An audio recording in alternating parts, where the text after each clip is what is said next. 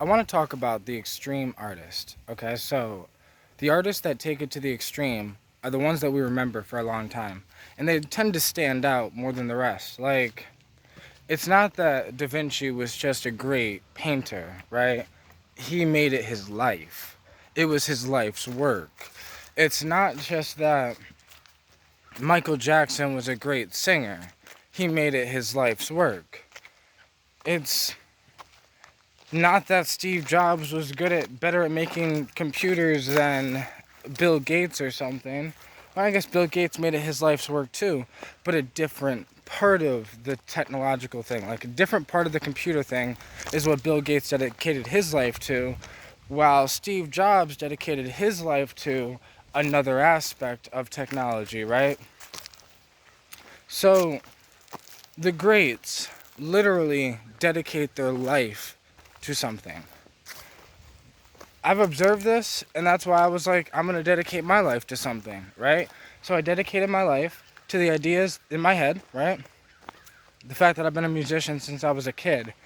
Now I've dedicated my life to that.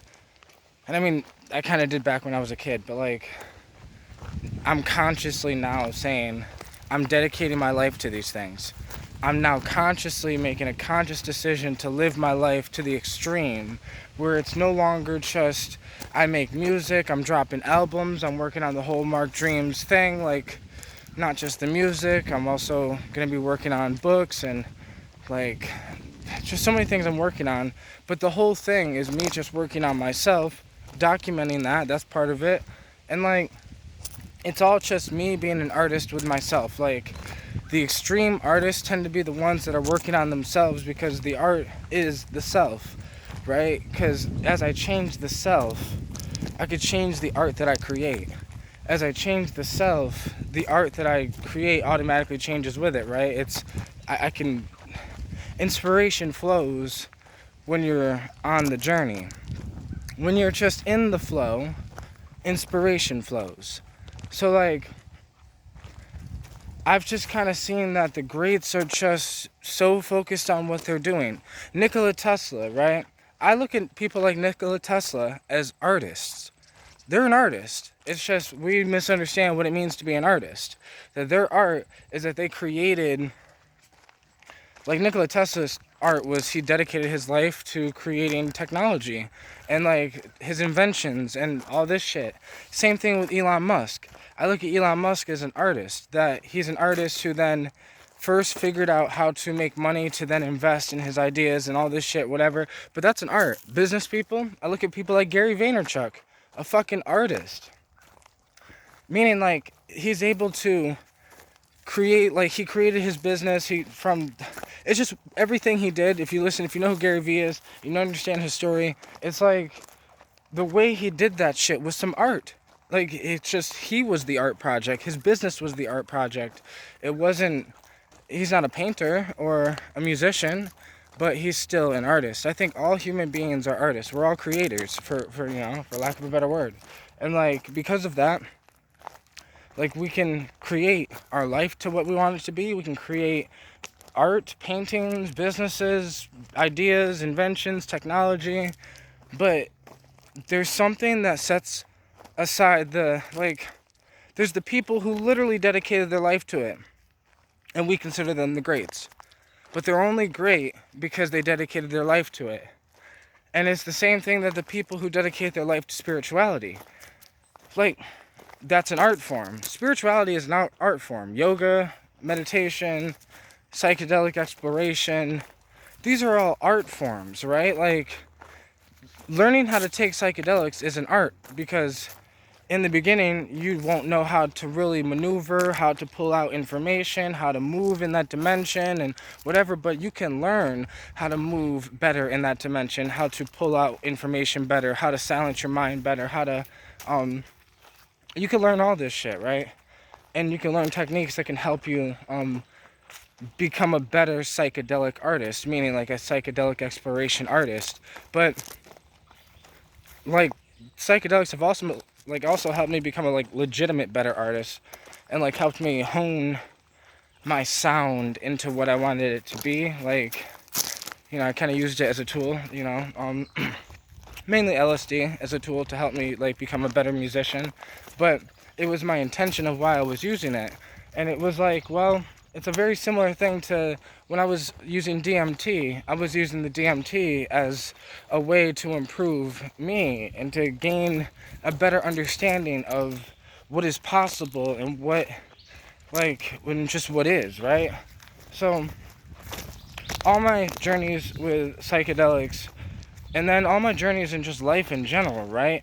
You know, because I'm a father, and being a dad is a fucking is some art shit, bro. Like, I'm a much better father now than I was, back when my daughter was first born, and like, that's because I've gotten better at it. And I think that, oh, look at this sexy motherwort. They're ready. I'm about to come down here and get this motherwort because they're ready. But I just wanted to make this video because I realized that, and this is not no ego shit, because I'm not saying that I'm one of the greats.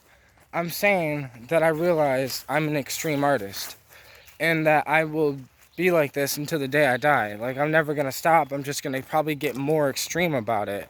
I'm probably just gonna get more, as I get more freedom to make music, because I make music every day. It's just, I need to structure it correctly, because right now I can't live, like, I have to sacrifice, like, I can't spend money, I can't go out, I can't do this, I can't do that. There's a lot of things I can't do, because if I did those things, it would make it so I'd have to go get a job, or I'd have to go find ways to make more money. So then it would take time away from me being the artist I am. And that's why I don't like, because like, even if I'm working on building my business back up and like working on, I don't know, things like that, right? I could do that all day long and not feel like I'm wasting my time, because that to me is still art. It is still an art form for me to figure out how to relaunch my online business, how to get it back up and running again better than it was before. And like, this is all like things I have to figure out, but I enjoy the process of figuring this shit out. Just like I enjoy the process of making beats with FL Studios and with my turntable and just what I've been doing. I enjoy making beats that, like, more than I enjoy finishing beats. Like, I enjoy the actual process of my art, and like, that's what I've been kind of searching for. And as an extreme artist, I'm very extreme with it, where I'm like, no, I don't want to fucking take any time away from not doing this shit. I don't want to take any time away from not being this way. I don't want to take any time away. Like, I have the time to be able to come out here and make this video, but that's because, I made my life, like, I set my life up a certain way.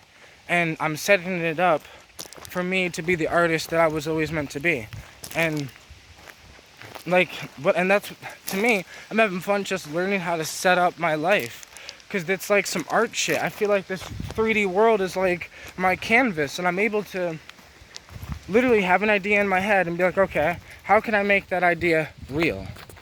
And then, like, it's a fucking process to go from how do I make that idea real to that shit being real. But I love it. It's a lot of work, a lot of strategic planning. But it's the same thing with being a painter. You can't just randomly throw fucking shit on the fucking painting, well, unless you're one of those abstract type painters. But if you're trying to paint a scenery, if you're trying to paint this scenery, you can't just randomly throw like paint on the thing. You have to be very strategic of where you place your paintbrush, and and which spot of the which part of the painting you paint first. And you have to be strategic when it comes to being an artist. And I think that's the same thing when it comes to being, there's a balance between strategy and creativity. There's a balance between planning and free-flowing, which is not planning, which is just, free-flowing, right? But or freestyling. There's a balance between knowing when to put out a freestyle and when to put out a written verse, or maybe half of the verse is written, half the verse is freestyled, or I don't know, like there was a song I just dropped for my house track project, and because house tracks are kind of repetitive, I freestyled on the instrument for like the first beginning of the drop because I wanted it to sound just different, so I freestyled on that instrument. And like as an artist, I had to know when it was, it was just a random idea to freestyle on the thing, and to freestyle on the thing on the turntable, you just gotta I use the mouse and I turn the thing and I turn the cut, and basically you can like change the I don't know what they call it, change the thing of the cut, which the cut is when you can make the instrument go, or the whatever sample you have go or you can make it go like you can change the speed of it. So like I would just freestyle, and I don't know, I treat my life the same way I treat my music, or the same way I treat everything else. Everything is just my art. And it's like, this is why it's like, I had fun with the challenge. The challenge of like, I was some wannabe thug that like, before psychedelics, but I still made music. I was still a musician. But like, I've had fun figuring out who I really am, but still figuring out that I still make music. Whether I was that wannabe thug, or whether I'm the real, true, core personality that I've always been. Because like, the personality that I have now, my mom told me that it's the same personality that I had when I was a kid, like when I was a young kid. But she said, after I went through puberty, something happened and I kind of started acting more thug-like, hanging out with the wrong crowd, and one of those things. So it's been fun, like kind of using these things as tools, my own art, psychedelics, the music, me just going through life and trying things and exploring, and like it's been fun to be able to find myself. And now I can just express myself, because that's all I really want to do now. I found myself, now I just want to express myself. That's why I make the type of music I make, that's why I make the videos I make, that's why like I'm starting the businesses I'm getting ready to start, because it's all about like expressing myself. And people gotta learn to not be scared, it's okay to be selfish sometimes. Like in a healthy, conscious way. To be like, well, I had to be selfish to come out here on this hike. So like, my mom's watching my daughter right now, because I have my daughter. But I had to come out here and watch, go on this hike. Because I had to do this real quick. And like, things like that. As an artist, when I have to create, I have to create. It helps me with my mental health, and it helps me, and it helps other people, right? Because with our art, we can inspire others. With our art, we can help others. With our art, we can pull others out of dark places, right? Because our art, like, I'm just saying, artists have this amazing thing where we're able to take sadness or pain or hard times or struggle or something and turn it into something so fucking beautiful. So, that's why I'm like, I want to live my life as an artist, as an extreme artist. And maybe one day they'll consider me one of the greats.